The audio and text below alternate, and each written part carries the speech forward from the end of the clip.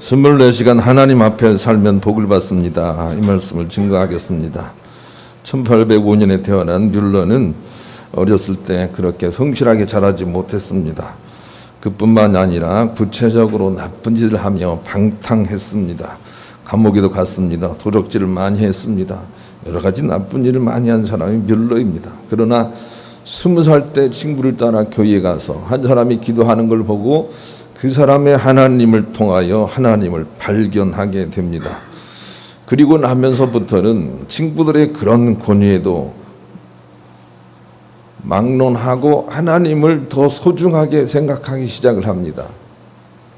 그래서 자기가 만난 하나님이 자기가 즐기는 세상의 쾌락보다 훨씬 위대하다는 것을 선포하면서 친구의 관계를 끊고 하나님 앞에 살기 시작합니다. 집중력이 있었던지 하나님 앞에 사는 것을 끊어지지 않고 계속하는 것입니다. 그러다 보니 엄청난 많은 증거가 나타났습니다.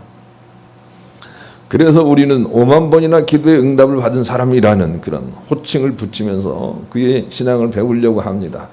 여러분, 그는 진실로 자기의 벌이를 다 금했으며 통장에 잔고도 없었으며 그리고 월급마저 사양을 했습니다. 그리고서 2만 명이 넘는 유치원생들을 그냥 기도와 하나님의 응답과 증거만 가지고 운행했던 사람이 바로 그 사람입니다. 적은 일에서부터 시작을 한 거죠. 1,000원짜리부터 시작을 했습니다. 하나님이 공급하신다는 걸 확인하기 시작했습니다. 그래서 점차 수백만 원, 억 단위까지도 하나님을 통해서 받은 사람이 뮬러입니다. 우리는 뮬러를 통해서 배워내야 됩니다. 하나님 앞에서 24시간 사는 것이 능력이 있다는 걸 알고 우리도 그렇게 하려고 노력을 해야 됩니다. 하나님 앞에서 살지 않으면 자꾸 일이 힘들고 어그러질 것입니다. 그것을 통해서도 하나님 앞에 살아야 되겠다라는 변화와 목표가 다시 한번 세워져서 24시간 주님과 동행하기를 더 정진해 나가야 되겠습니다. 놀라운 사실은 그렇게 하게 될 때 온갖 좋은 은사와 선물이 그분으로부터 분명하게 내려온다는 것입니다. 시편 62편 5절 나 영혼아 잠잠히 하나님만 바라라 무릇 나의 소망이 그로부터 나오는도다 그랬습니다. 좋은 사람을 떠올리면 좋은 감정이 내게 들어오는 것처럼 아름다운 것들은 아름다운 감정으로 우리 가운데 다 변화가 되어 들어오는 것처럼 선하고 인자하신 하나님을 바라보면 거기에서 좋은 것들이 나오게 돼 있습니다. 그러므로 우리는 하나님을 24시간 바라보려고 애를 써야 하겠습니다. 다윗이 복을 받은 것도 하나님 앞에서 살았기 때문입니다. 어떤 일이 있어도 그냥 하나님 앞에서 행했습니다. 누구나 똑같이 어떤 문제 앞에 늘 당도하지요. 그럼에도 불구하고 다윗은 하나님 앞에서 그 일을 했습니다. 전쟁도 하나님 앞에서 했습니다. 갈등도 있을 것입니다. 그러나 하나님 앞에서 했습니다. 그가 복을 받은 이유는 하나님 앞에서 하나님 모시고 살았기 때문입니다. 시편 16편 8절로 10절 외에도 이런 고백이 정말 많습니다. 대표적으로 시편 16편을 같이 읽겠습니다. 읽습니다. 시작. 내가 여호와를 항상 내 앞에 모시며 그가 나의 오른쪽에 계심으로 내가 흔들리지 아니하리로다. 이러므로 나의 마음이 기쁘고 나의 영도 즐거하며 내 육처도 안전히 살리니 이는 주께서 나의 영혼을 수월해 버리지 아니하시며 주의 거룩한 자를 멸망시키지 아니하실 것입니다. 예, 8절 보여주시죠. 8절 내가 여호와를 항상 내 앞에 모시며 예, 그가 나의 오른쪽에 계심으로 내가 흔들리지 아니하리로다. 이것이 다윗이 실천한 것입니다. 항상 주님 모시고 살려고 했던 것입니다. 항상 주님 모시고 살아서 승리만 했던 사람은 아닙니다. 항상 주님을 모시지 못했을 때는 넘어지는 걸 통해서 다시 하나님 모시고 살려고 했습니다. 그를 통해서 복을 받은 사람이 바로 다윗인 것입니다. 하나님 앞에서 하나님 모시고 24시간 살려고 해야 됩니다. 그래야 우리도 복을 받습니다. 문제가 생기면 친구를 찾아가서 이러쿵 저러쿵 얘기를 하면 막 속이 시원한 것 같지만 그러나 그렇지 않습니다. 그것은 해결될 수 없는 방법을 우리가 쓰는 것입니다. 그러나 우리가 진리신 하나님 앞에 나와서 이러쿵 저러쿵 하는 것입니다. 그가 그렇고 저가 저렇고 못 살겠어요 주님, 그분 좀 어떻게 해주세요 라고 주님 앞에 살기 시작하는 것입니다. 그랬더니 하나님께서 그의 인생을 다 들어주셨습니다. 복되게 희복되게 하시는 것입니다. 우리도 다윗처럼 하나님 앞에서 살아야 될 것입니다. 사람 앞이나 문제 앞에서 살지 않도록 노력을 해야 됩니다. 사람 앞에 살면 올무에 빠진다 그럽니다. 문제 앞에 살면 자꾸 세속 속으로, 문제 속으로 빠져들어갑니다. 잠언 29장 25절, 사람을 두려워하면 올무에 빠지거니와 하나님을 의지하는 자는 안전하니라 그랬습니다. 누가복음 14장, 마태복음 14장에서는 베드로를 통해서 문제를 보고 두려워하면 문제 가운데, 풍랑 가운데, 바다 가운데 빠진다는 교훈을 우리 가운데 주십니다. 그러니 사람 앞에서, 문제 앞에서 살지 않도록 노력을 해야 되겠습니다. 저도 1990년도 초에 직장에 다닐 때 한 문제가 마음속에 들어왔습니다. 문제가 정말 잘 안 풀릴 것 같았습니다. 문제를 끌어안고 자꾸 걱정하고 염려하고 그런 속에서 세월이 흘렀는데, 아니 그것이 이제는 제 모든 삶과 제 모든 육체와 제 모든 것들을 다 허물어뜨리려고 하는 것 같았습니다. 이 문제를 떼어내지 않으면 안 될 것 같다는 생각이 들었습니다. 열심히 기도하고 노력해서 문제를 떼낸 적이 있습니다. 문제를 떼내지 않고 문제를 붙들고 사람이나 문제 앞에 살아가면 이것저것이 다 허물어집니다. 그런데 놀랍게도 진리이신 하나님 앞에 살기 시작하면 모든 문제가 풀어지는 것입니다. 다윗은 그래서 하나님께 머리를 들고 살았습니다. 시편 3편 1절로 4절도 읽읍시다. 하나님께 머리를 이렇게 드려야 됩니다. 읽읍시다. 시작. 여호와여 나의 대적이여 찌그리 많은지요 일어나라 치는 자가 많으니라. 많은 사람이 나를 대적하여 말하기를 그는 하나님께 구원을 받지 못한다 하나이다. 여호와여 주는 나의 방패시요 나의 영광이시요 나의 머리를 드시는 자이시나이다. 내가 나의 목소리로 여호와께 부르짖으니 그의 성산에서 응답하라. 3절 보세요. 여호와여 주는 나의 방패시요 나의 영광이시요 나의 머리를 드시는 자이시다. 다윗은 그래서 하나님을 바라보고 삽니다. 머리를 듭니다.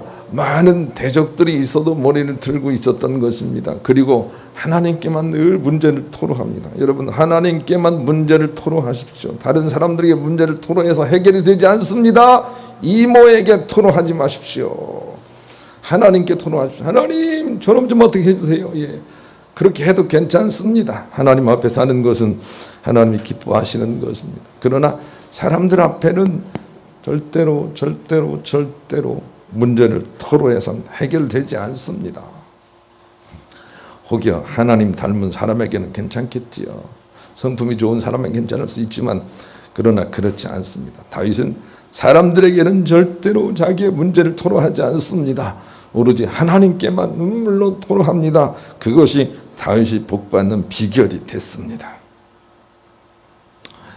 그 사람이 참인지 거짓인지를 알려면 그 사람이 무엇 앞에서 사는지를 보지 않고는 그 사람을 확인하기가 어렵습니다. 참된 사람은 반드시 진리신 하나님 앞에서 삽니다. 우리는 우선 그런 의미에서 예수님을 참목자로 분별해낼 수 있어야 합니다. 첫사람 아담은 아름답게 지어졌습니다. 창세기를 읽어보세요. 아담은 만물을 다스리는 권세까지 주어진 아름다운 사람이었습니다. 그런데 아담의 실패는 무엇입니까?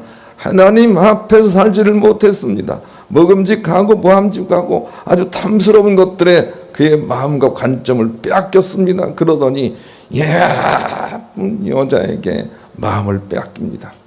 창세기 6장, 아담의 물론 후손들이죠.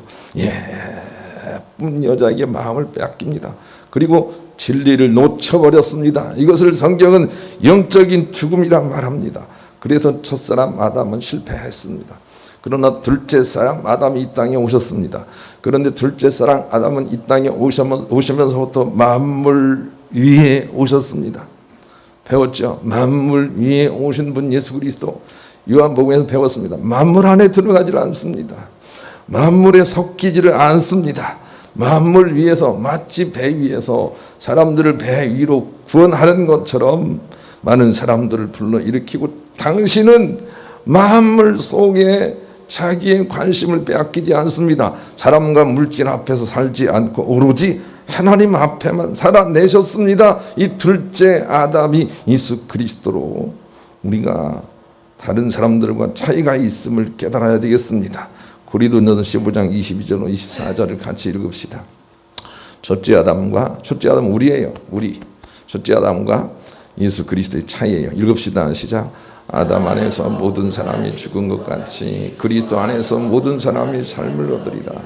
그러나 각각 자기 차례대로 되니 먼저는 첫 열매인 그리스도요 다음에는 그가 강림하실 때 그리스도에게 속한 자요 그 후에는 마지막이니 그가 모든 통치와 모든 권세와 능력을 멸하시고 나라를 아버지 하나님께 바칠 때라. 22절 보여주세요. 22절.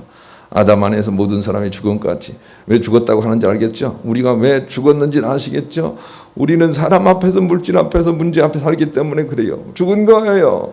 그런데 그리스도 안에서 모든 사람이 삶을 얻는 것은 예수 그리스도가 첫사람 아담처럼 다른 것에 눈들리지 않고 이쁜 것에 눈들리지 않고 부자인 것에 눈들리지 않고 오로지 하나님 앞에서 살아내셨기 때문이고. 23절. 그러나 각각 자기 차례대로 되리니 첫째는 먼저인 그리스도요. 그리스도가 승리하셨고 그 다음엔 그리스도에게 속한 자들이 이제는 구원의 승리에 부활의 승리에 천국의 승리에 참여하게 된다는 겁니다. 그러니 우리도 예수님처럼 예수님을 따라 하나님 앞에서 살기를 시작해야 돼요. 예수님처럼. 그래야만 천국 갈 수 있다는 말이에요. 하나님 앞에 살기 시작해야 돼요. 부족하지만 하나님 앞에 살기 시작해야 돼요. 그것이 바로 예수님과 다른 사람들과 차이인 것이죠.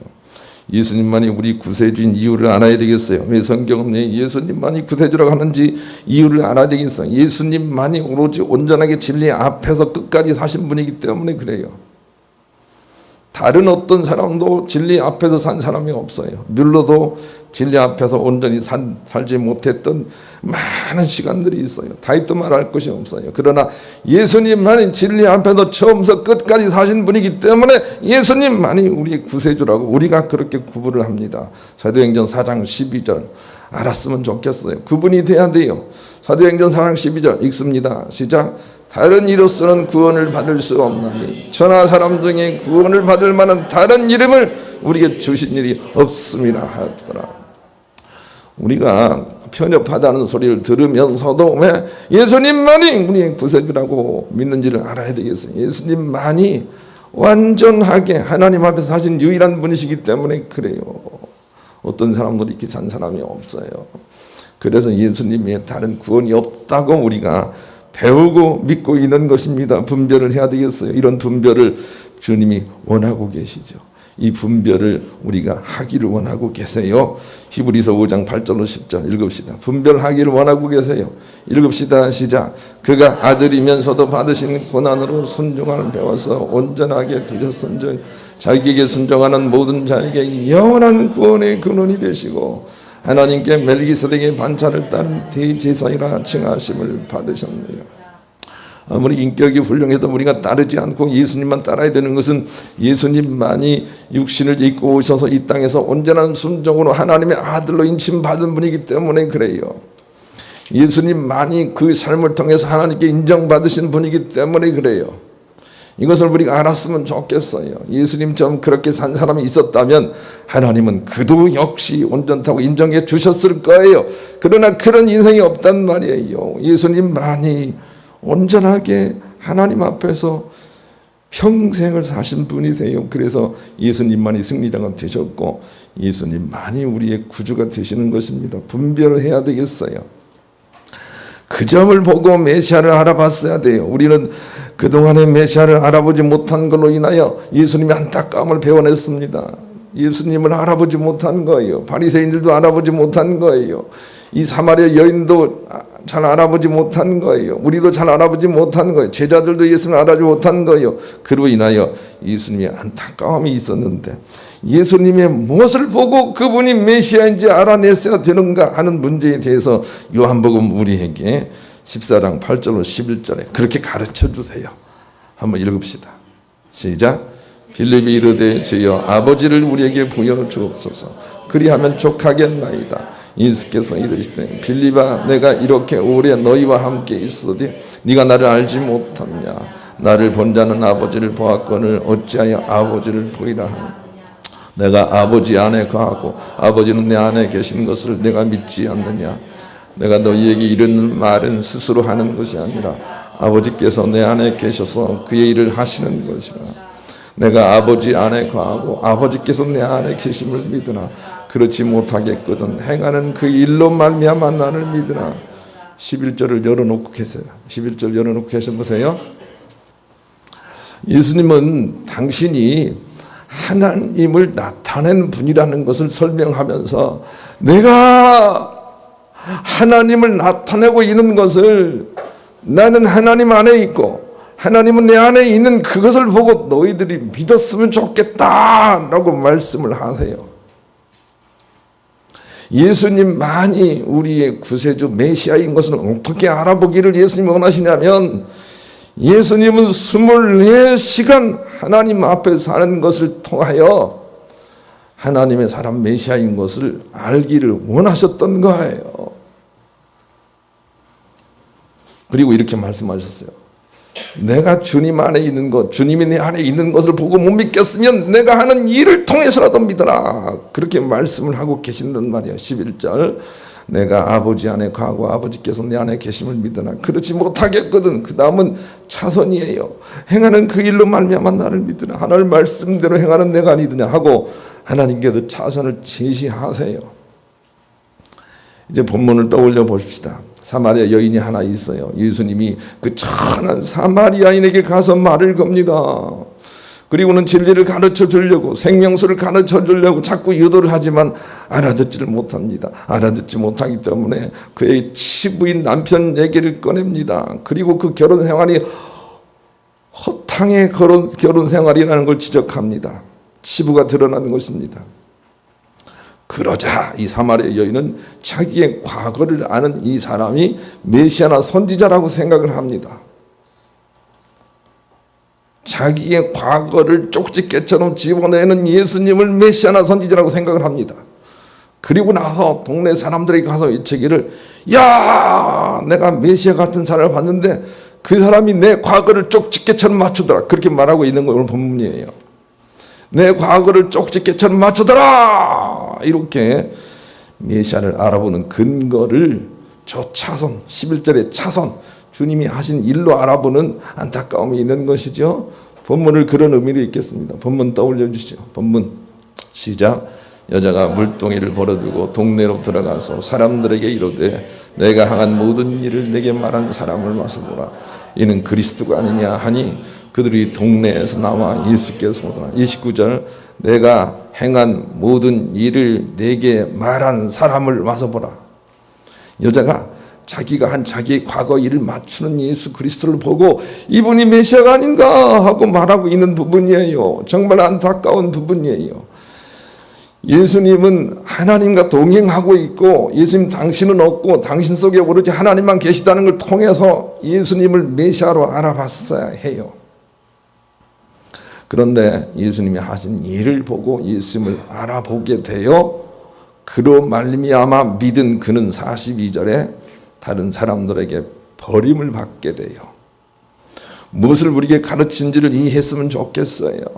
예수님이 하신 일을 보고 예수인 줄 알고 믿는 사람들은 점차 약해진단 말이에요. 버림받는단 말이에요. 저 주변으로 간단 말이에요. 예수님이 하나님과 24시간 동행하시는 분이구나 라고 하는 걸 통해서 예수님을 분별할 수 있어야 해요. 그런 사람들만이 헛된 길로 가지 않게 되는 거예요. 어떤 사람이 참인지 거짓인지를 분별하려면 그 사람이 누구 앞에서 사는지를 보면 된다 그 말이에요. 말만 하면 돈 얘기하고 말만 하면 성경 얘기하고 말만 하면 그냥 진급 얘기하고 이런 사람들은 세상 앞에 살기 때문에 결단코 하나님 사람이 될 수가 없어요. 여러분 자신을 한번 떠올려 보세요. 여러분 무엇 앞에 살고 있어요.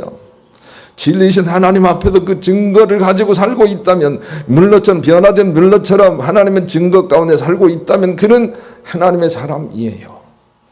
우리가 하나님의 사람과 참과 거짓을 분별할 수 있는 길이 거기 있다고 이 여인을 통해서 우리에게 가르쳐 주시는 거예요. 여러분 속지 마시길 바라요. 어떤 사람이 참인지 거짓인지를 분별하려면 그 사람이 어디 앞에 사는지를 보면 알아요.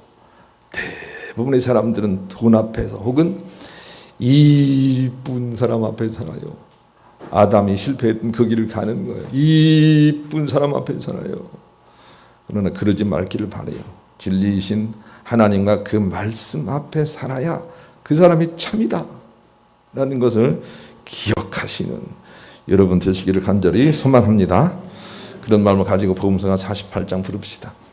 그러기 위해서는 더 치부가 드러나기 전에 하나님 앞에 살기 시작해야 됩니다.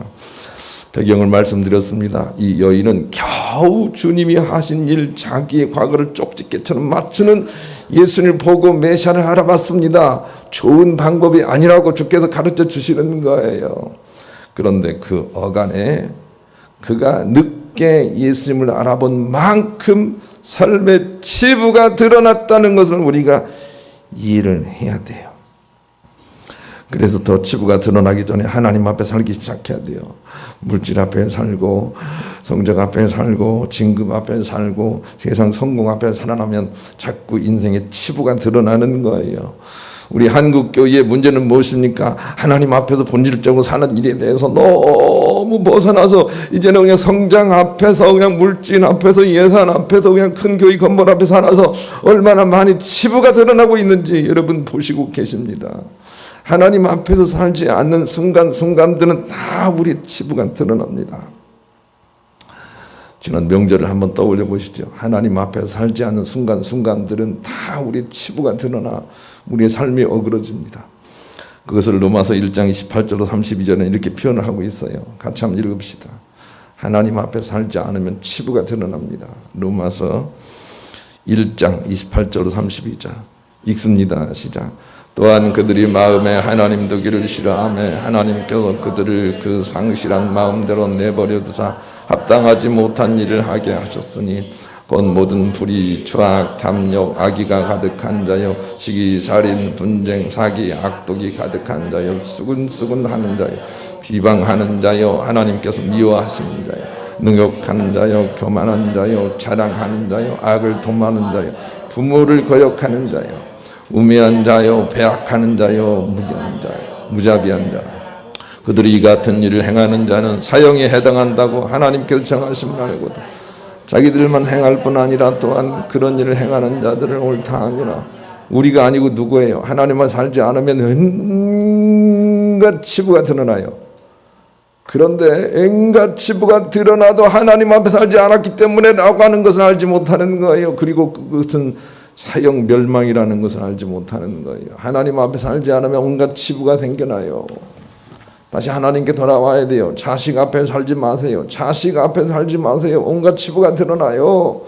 하나님 앞에서 진리이신 하나님 앞에 살기 시작해야 돼요. 하나님 때문에 내가 어찌 큰 악을 행하여 하나님 앞에 득죄하리까 하고 요셉처럼 하나님 앞에서 살아야 돼요. 그래야 문제가 해결된다는 말이에요. 24시간 하나님 앞에 살려고 해야 되겠어요. 그것이 하나님께서 우리 가운데 원하시는 바예요. 그런 마음을 가지고 복음서가 377장 이 시간 또 내려놓고 하나님께 나갑시다. 엄청난 일이에요. 엄청난 은혜예요. 알아듣는 사람들은 복을 받을 거예요. 제발 진리 앞에 살아야 돼요. 진리 앞에도 전능자 앞에 살아야 돼요. 그러지 않고는 문제를 해결해낼 수가 없어요. 문제를 남에게 있다고 덮어씌우지 말고 하나님 앞에 살지 않는 우리에게 있다고 생각을 해야 돼요. 그래야 문제가 풀리는 거죠. 그래서 하나님 앞에 산 그 증거를 보며 살아야 믿음이 살고 참복이 오며 천국길로 갈 수가 있는 것입니다. 믿음이란 하나님 앞에 살아서 그 증거가 뮬러처럼 있는 것을 믿음이라고 하는 것입니다. 히브리 11장 1절로 2절 믿음의 정의 읽읍시다. 시작. 믿음은 바라는 것들의 실상이요 보이지 않는 것들의 증거니 선전들이 이로써 증거를 얻느니라. 믿음은 증거가 있어야 돼요. 문제를 바라보니 자꾸 넘어지는구나. 하나님 바라보니 자꾸 문제가 벌리는구나. 이 증거가 있어야 믿음이 된단 말이에요. 우리가 운전을 하고 저기 부산을 가게 될 때 저 대저점 가다가 길이 나눠지잖아요. 바른 길을 가고 있는지 잘못된 길을 가고 있는지는 어떻게 알 수가 있는 거죠? 이정표를 봐야 될 거 아닙니까? 이정표가 자꾸 호남 쪽이 나오면 잘못 가고 있는 거예요. 이정표가 자꾸 이렇게 그쪽으로 가고 있어야 되는 거 아니겠어요? 우리가 천국 갈 믿음이 확실하다면 주님의 승리의 증거들이 우리 삶 속에 있을 거예요. 잘못 가고 있다면 어그러짐의 역증거들이 우리 가운데 많을 거예요. 그것을 보고서라도 빨리 돌아와 참 믿음의 증거가 내게 있구나 하고 증거를 붙잡아야 믿음이 성립이 되는 것이며 천복이 오는 것이며 천국으로 가는 것이라는 거죠. 그래서 하나님께 돌아와야 돼요. 여러분, 하나님 앞에 살아야 돼요. 호세아 6장 1절로 3절 하나님께 돌아가자. 시작. 오라 우리가 여호와께로 돌아가자. 여호와께서 우리를 찢으셨으나 도로 낫게 하실 것입니다. 우리를 치셨으나 싸매어 주실 것입니다. 여호와께서 이틀에 우리를 살리시며 셋째 날에 우리를 일으키시리니 우리가 그의 앞에 살리라. 그러므로 우리가 여호와를 알자. 힘써 여호와를 알자. 그의 나타나심은 새벽빛같이 어김없나니 비와 같이 땅을 적시는 늦은 비와 같이 우리에게 임하시리라 하니라. 아멘. 우리가 그 주님께 돌아가야 돼요. 그래야 이틀이나 3분에 자꾸 살아나는 거예요. 때를 따라 비를 주시고 우리 생명나무가 자라게 하신단 말이에요. 하나님 앞에서 살기 시작해야 돼요. 1940년 5월 19일은 프랑스 사람들에게는 가장 치욕스러운 날이 되었습니다. 그것은 독일군 탱크가 들어와 나라를 삼켜버린 날이기 때문입니다. 전쟁에 질 수도 있고 이길 수도 있으나 프랑스 사람들은 이 날이 치욕이 되는 이유는 방심 때문이었습니다. 1차 세계대전의 패배를 체험한 프랑스는 전쟁을 막기 위하여 마지노라는 장군에 의해서 국경 157km를 모두 콘크리트 철벽으로 둘러버렸습니다. 그리고는 안전하다고 방심했습니다. 절대로 독일군이 들어올 수 없을 것이라고 자신했습니다. 거기에다가 200만의 독일군보다도 배가 많은 400만의 군사가 그 마지노선 요새 전차 비행기들과 함께 들어 있었습니다. 그런데 한 가지 약점이 있었던 것입니다. 그것은 콘크리트 장벽을 설치할 수도 없는 아르덴 습지가 약점이었습니다. 드골 당시 대령은 이것을 경계하고 또 경계하였지만 묵살당하였습니다. 그런데 독일군은 이 늪지대를 타고 들어와서 프랑스를 3일 만에 함락해버린 것이었습니다. 이 점이 패인입니다. 한 곳이 뚫리면 마침내 다 뚫리게 되는 법입니다. 여러분 꼭 기억합시다. 하나님 앞에서 사는 것 거기 한 곳이 뚫리면 나머지는 다 뚫려버립니다. 이 비밀을 알았으면 좋겠어요. 진리 앞에서 전능자 앞에서 살지 않으면 어디로 들어오는지 모릅니다. 다 뚫려버립니다. 그 많이 쌓아놓고 나의 안전 방패막이 될 것이라고 여기는 돈이 어디로 다 허물어진지 알 수가 없는 것입니다. 하나님 앞에서 살기 시작을 해야 됩니다. 영성과 오스왈드 챔버스는 이런 말을 했습니다. 우리는 보통 하나님이 축복을 가지고 와서 우리를 구원해 주시라고 기대를 합니다. 그러나 주님의 뜻은 그렇지 않습니다. 우리가 주를 앙망하면 언젠가 구원을 받게 될 것이라는 것이 아니고 우리가 주를 앙망하면 즉시 구원을 받는다는 것입니다. 그런데 신앙생활에서 어려운 문제 중 하나는 하나님께 붙어서 그 구원을 기뻐하며 사는 것인데 그것이 어렵습니다. 그리고 그것이 어려운 이유는 하나님보다는 그 축복의 마음을 빼앗겨버리기 때문입니다. 생각했던 축복 대신 고난이 연달이 오면 거의 언제나 우리는 실족한 후에 다시 돌아와 하나님을 앙망하게 됩니다. 이처럼 하나님의 축복은 우리로 하여금 오히려 딴 곳에 한눈을 팔게 하는 것입니다. 산상수훈은 한마디로 말하면 그냥 나를 앙망하는 것을 목표로 할 수 없겠느냐는 것입니다. 즉 정신과 마음과 몸이 온통 예수 그리스도께 집중될 때까지 기타 축복에 대한 관심을 줄이라는 교훈입니다. 그런 사람에게는 반드시 하늘문이 열린다고 하시면서 말입니다. 우리 신앙의 잘못이 무엇인지를 점검해 봐야 합니다. 하나님 앞에서 24시간 살지 않고 하나님 어찌 그럴 수가 있습니까? 하는 우리의 잘못을 발견해내야 하는 것입니다. 우리는 총알이 빗발쳐오는 전쟁터의 한가운데서 사는 자들과 같습니다. 그래서 우리가 하나님을 놓치는 순간 우리는 총탄에 맞아 쓰러지든지 다칩니다. 그러니 방심해서는 안 됩니다. 우리는 전쟁터 한가운데 있습니다. 지난 명절날 전쟁터 한가운데 계시지 않았어요? 네. 하나님께 깨어있지 않는 순간순간들이 넘어졌다는 것을 발견하는 자는 다윗의 축복에 참여할 수 있을 것입니다. 하나님 중심으로 살며 풀며 살아내야 합니다. 그게 신앙생활입니다. 하나님 중심으로 다시 돌아온 여러분들을 환영합니다. 하나님 중심으로 돌아와서 다시 풀어야 됩니다. 거기가 문제인 것입니다. 그리고 계속 24시간 동행하도록 노력하는 것입니다. 정말 놀라운 사실은 예수님도 하나님 앞에서 풀며 사셨다는 점입니다. 예수님도 기도를 하셨다는 것입니다. 예수님도 울기도 하셨다는 것입니다.